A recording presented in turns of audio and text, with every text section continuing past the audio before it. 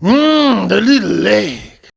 Three types of questions. One's an open question, one's what's called a direct question, and one's called an acute question. An open, a direct, or an acute question.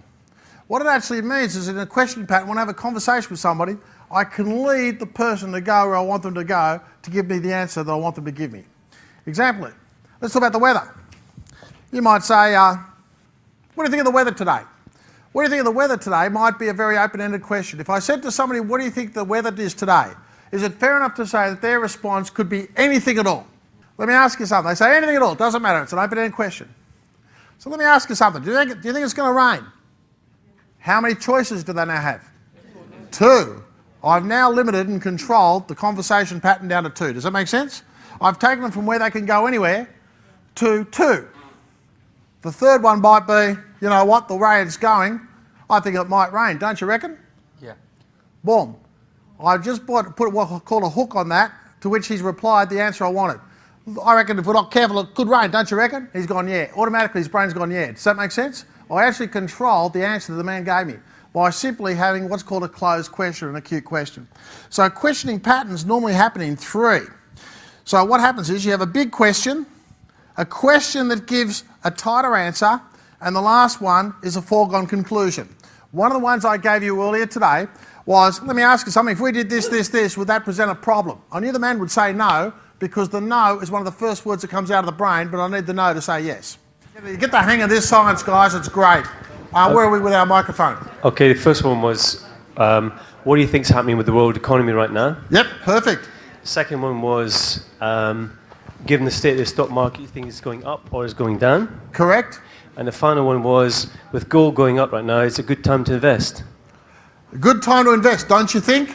Don't you think? Okay, so add the don't you think. It just ties it off. Does that make sense? Yeah. Okay, great. Fantastic. Where's the other table? Yes, ma'am.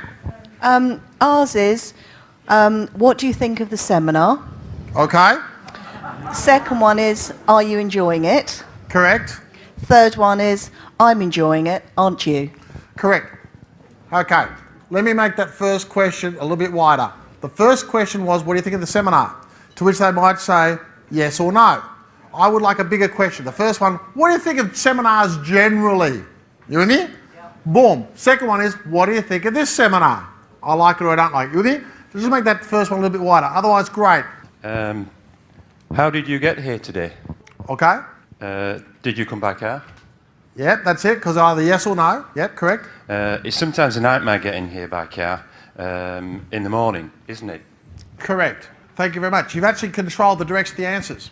Here's what I want you to recognise. In any conversation that might go for an hour or 2 hours or 3 hours, you'll find in a good conversational pattern, this happens many times.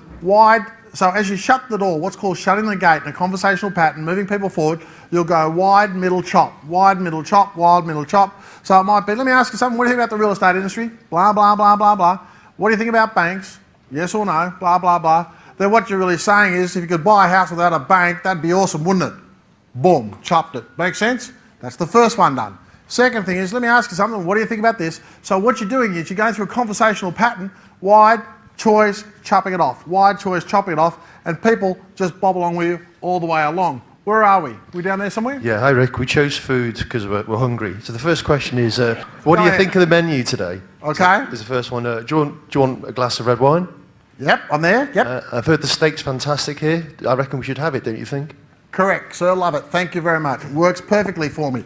One party says to the other party, I love you. The other person doesn't reply. So the person says, I know you love me. And then he still doesn't reply. And then he goes, I know you love me, don't you?